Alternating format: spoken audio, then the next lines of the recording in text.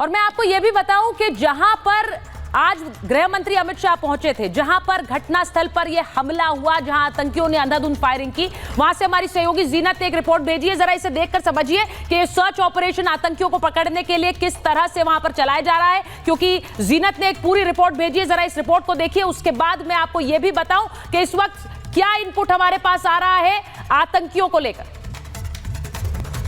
ये वही इलाका है, वही स्पॉट है जहाँ पर कल ये इंसिडेंट हुआ, जिसमें करीब 26 के आसपास का जो टोल है, जो यात्री जो है जिनकी डेथ हुई, और साथ साथ जो करीब 17 लोग हैं जो इसमें इंजर्ड है। ये जो बोल आपको दिखाई दे रहा है, इसके पीछे जो पाइन ट्रीज है, जो झाड़ियाँ हैं, बिल्कुल इधर से ही जो है टेररिस्ट जो है अंदर आए हैं, जो कि इंटेलिजेंस एजेंसीज का कहना है।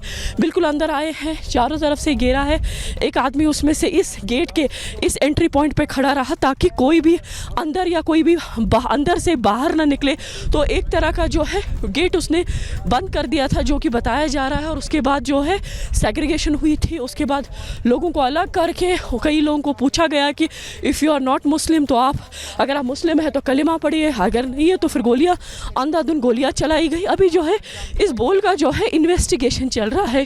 कई चीज़ें हैं, कई सैंपल्स जो है फॉरेंसिक टीम्स ने अभी उठाए हैं। हालांकि CRPF JNK पुलिस जो है मॉनिटरिंग कर रही है ताकि क्राइम सीन जो है वो डिस्टर्ब ना हो। ये जो रिज है, इसमें बहुत ज़्यादा थिक फॉलेज है और साथ साथ इसमें सिल्प है, जिसकी वजह से ऑपरेशंस जहाँ जहाँ कैरी हुए वो हैम्पर हुए, या जो पार्टीज थी उनको वापस लौट के आना पड़ा। तो टेररिस्ट ने एक एडवांटेज लिया इस तरह के रिज का। साथ साथ एक रेकी जो हुई है कि, और जो अभी बताया जा रहा है कि जो आइटनरी कई टूरिस्ट की है वो कहीं ना कहीं लीक हुई है, क्योंकि जहाँ आपके फॉरेन टूरिस्ट है, वहीं आपका IB का ऑफिसर है, वहीं एक नेवल ऑफिसर भी है। तो कहीं ना कहीं इन्वेस्टिगेशन एजेंसीज इस पे भी जोर लगा रही है कि क्या होटल से, क्या घोड़े वाले से, क्या ट्रांसपोर्टर से कोई ऐसी आइटनरी लीक हुई है, क्योंकि जो लोग यहाँ प्रेजेंट थे, कुछ गवर्नमेंट ऑफिशियल्स भी थे। तो किस उस एक एंगल पे भी इन्वेस्टिगेशन हो रही है। काफ़ी घना जंगल है और जितने भी आप ट्रीज देख रहे हैं यहाँ, ये पाइन ट्रीज है, ये पाइन का फॉलेज है जो बहुत थिक होता है। आप दिन में भी जो है कुछ मीटर के बाद आपको यहाँ कुछ दिखाई नहीं देगा, तो इतना घना। और इस बीच बड़ी खबर आपको बता दूं, जम्मू कश्मीर में आतंकियों के मददगारों पर एक्शन शुरू हो गया है। 1000 से ज्यादा लोगों को हिरासत में लिया गया है। हिरासत में लेकर संदिग्ध लोगों से पूछताछ की जा रही है। तो ये बड़ी खबर है, 1000 से ज्यादा लोगों को इस वक्त हिरासत में लिया गया है। आतंकियों के मददगार, जिन्होंने इन आतंकियों की मदद की और इस तरह से मदद की कि इन्होंने अंधाधुंध फायरिंग की और कितने परिवारों को उनकी खुशियों से महरूम कर दिया, और पूरे देश को कभी न भूलने वाला ये जख्म दिया है। लेकिन ये जख्म भी भरेंगे और जवाब भी मिलेगा। मैं एक बार बता देती हूं कि CCS की जो बैठक है, CCS की बैठक इस वक्त दिल्ली में PM आवास पर शुरू होने वाली है। जरा हम काजल से एक अपडेट ले लेते हैं। काजल, जरा बताइए कौन कौन पहुंच गया है, बैठक कब तक शुरू होगी? ब्रेकिंग स्क्रीन पर रखिए जरा। जी बिल्कुल सुचारिता, आपको बता दें कि यहाँ पर प्रधानमंत्री आवास पर गृह मंत्री अमित शाह और रक्षा मंत्री राजनाथ सिंह और NSA अजीत डोभाल यहाँ पर पहुँच चुके हैं। और थोड़ी देर में ऐसा माना जा रहा है कि यहाँ पर ये बैठक जो है वो शुरू हो जाएगी।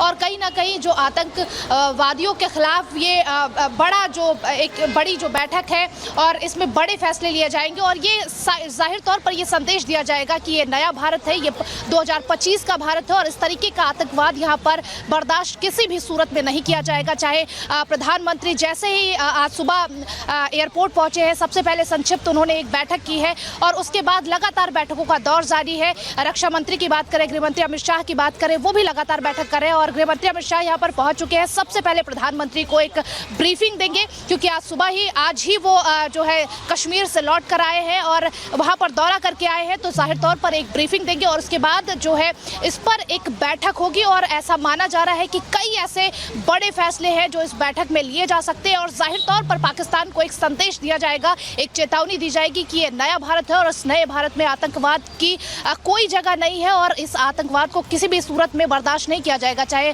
गृह मंत्री अमित शाह की हम बयान की बात करें, उन्होंने भी जाहिर तौर पर यह कहा है कि किसी भी आतंकवादी को बख्शा नहीं जाएगा और लगातार बैठकों का दौर आपको बता दें कि जारी है और थोड़ी ही देर में प्रधानमंत्री आवास पर यह बैठक शुरू हो जाएगी सुचारुता।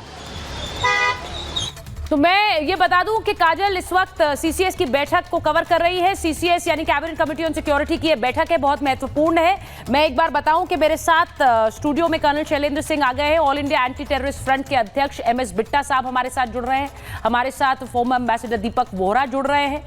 मैं ये भी बताऊं आपको कि हमारे साथ लेफ्टिनेंट जनरल वीके दत्ता मौजूद हैं और कश्मीरी एक्टिविस्ट पॉलिटिकल एनालिस्ट सुशील पंडित जी हमारे साथ जुड़ रहे हैं। बहुत बहुत स्वागत आप सभी का महाभारत में सर।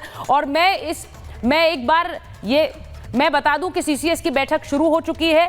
पूरा देश कह रहा है कि जवाबी कार्रवाई क्या होगी।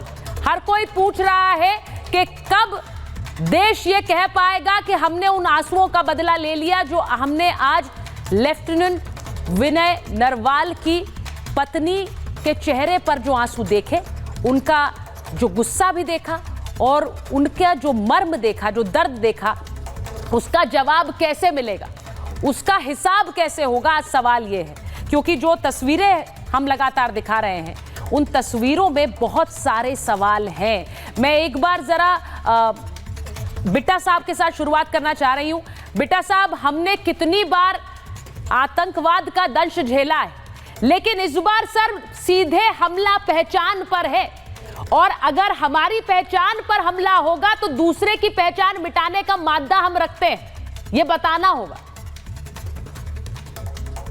देखो, हमारे साथ पंडित जी बैठे हैं। वो पंडित जी हैं जिनको दिल्ली भी गोलियां खाई और इन्होंने कश्मीर की वो दास्तान को देखा है जब कश्मीरी पंडितों को किस तरीके से कश्मीर को छोड़ना पड़ा। और खास तौर पे इनको पुराने दिनों की याद जरूर पंडित जी को आई होगी और उनके मन में दर्द रहता है। मैं अभी एक दो चैनलों में भी बैठा हुआ था, मैं हैरान था उन चैनलों के अंदर भी ऐसे लोगों को कईयों को बैठा के रख दिया जो लैंड ग्रैबर, लैंड माफिया, और उनसे हमारी डिस्कशन करा और हिंदू मुसलमान की बात चल रही है। हिंदू मुसलमान, अरे हिंदू मारा तो मारा, हिंदू की पेंट को उतार के चेक किया गया, मारा तो मारा। हिंदू के आइडेंटिटी कार्ड को चेक किया गया, मुसलमान है हिंदू मारा। पर दुख की बात, रॉबर्ट बटेरा, मैं कभी खिलाफ नहीं बोला, उन्होंने कहा कि मुसलमानों के ऊपर अत्याचार हो रहा है इस समय पे, और उसी बात का ये नतीजा है। इतने जिम्मेदार लोगों ने ये बात कह दी।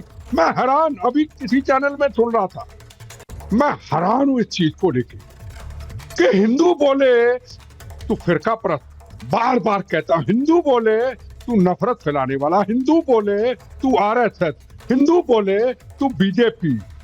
आप कनाडा में हिंदू धर्म के हनुमान मंदिर पे हमला कर दो, आप कनाडा के अंदर हिंदू मुसलमान सिख ईसाइयों के खून से बने तिरंगे झंडे को पैरों में फुट पर बना के रोल दो। हर कौम का व्यक्ति चुप। आप अमेरिका के अंदर अक्षरधाम पे हमला कर दो, चुप। आप पाकिस्तान का आईएसआई का एजेंट पन्नू कहता महाकुंभ पे हमला कर दूंगा, 60 करोड़ के श्रद्धालुओं के ऊपर, मैं राम जन्मभूमि पे हमला कर दूंगा, अमृतसर के अंदर अभी मंदिरों पे हमले। हिंदू बोले तो फिर काफिर। क्या हिंदू धर्म को भेड़े बकरियां समझ रखा है इन्होंने? मैं पहले कहूं, ना हिंदू ना मुसलमान ना सिख ना ईसाई, जब हिंदू की बात आई तो मैं उसकी चर्चा की। क्या हिंदू मार खाता रहे, गोलियां खाता रहे, मेरी बहनें नया शादी और पति आंखों के सामने चले जाए और पत्नी कहे मुझे भी मार दो, बच्चे सामने चले जाएं, पीठ पे छाती पे गोलियों से छाननी कर दें और हम लोग राजनीति करें? देखो, आज वक्त है, हमें यह सोचना होगा 2 दिन के बाद इस चैनलों की डिबेट के अंदर बिट्टा साहब, किसने क्या बोला। मुझे हैरानी होती है कि आज के दिन जब कोई हमला हिंदू पूछकर, हमारी पहचान पूछकर कर रहा है, तो कुछ नेता आज दूसरा ही नैरेटिव पेश कर रहे हैं। आपने जिक्र किया रॉबर्ट वाड्रा का, मैं हैरान हूं आज क्या इस तरह के बयानों की जरूरत है? ये कौन लोग हैं? हमला हो रहा है और ये हमला देश पर है, ये हमारी पहचान पर है, भारत की पहचान पर है, और आप ऐसे बयान दे रहे हैं।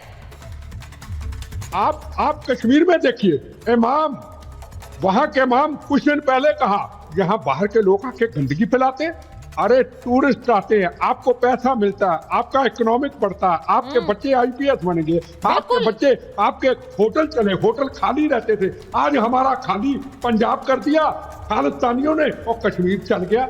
और कोई इमाम हिंदुस्तान से, कोई सिख धर्म का लीडर, देखो ये बोले या ना बोले, इनको होती खालिस्तानियों को तकलीफ, कोई सिख समाज का लीडर मैं किसी चैनल पे दिखा नहीं। आप डिफेंस का को ले आइए, मैं बिल्कुल मानने को तैयार हूं। कोई क्यों? भारत हम सबका नहीं है क्या? अकाल तख्त के जथेदार अमृतसर के अंदर क्या उन्होंने निंदा की? क्या दिल्ली के अंदर सिख जथेबंदियों ने निंदा की? क्या शाही इमाम ने निंदा की?